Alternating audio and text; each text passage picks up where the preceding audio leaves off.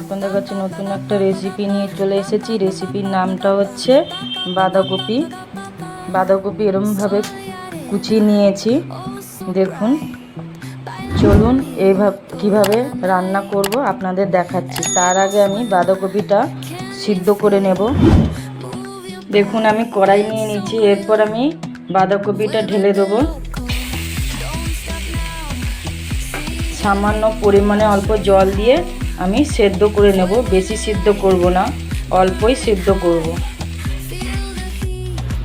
এরপর সরষের তেল ঢেলে দিলাম, সাদা জিরে ফোড়ন, দুটো তেজপাতা।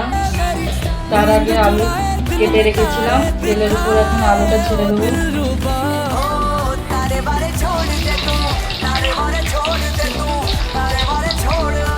দেখুন আমার আলুটা লাল করে ভাজা হয়ে গেছে।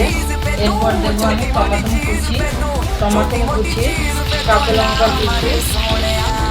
আপনাদের পরিমাণ মতো আপনারা নুন নিয়ে নেবেন। আমি 1.5 চামচ নুন দিয়ে দিয়েছি, হলুদের গুঁড়ো 2 চামচ। সমস্ত মশলা দিয়ে একটু নাড়িয়ে নেব।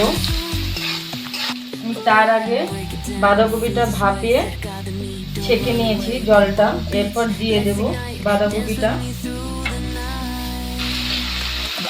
এরপর আমি একটু ঢাকা দিয়ে দেব।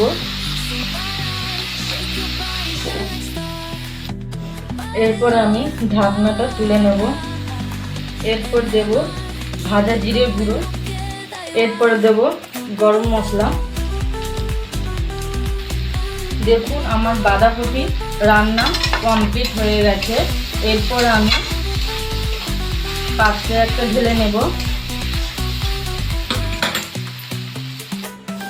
দেখুন আমার বাঁধাকপি রান্না কমপ্লিট হয়ে গেছে। আবার নেক্সট ব্লগে দেখা হবে অন্য একটা রেসিপি নিয়ে। এখনো মতো টাটা, বাই বাই, সি ইউ।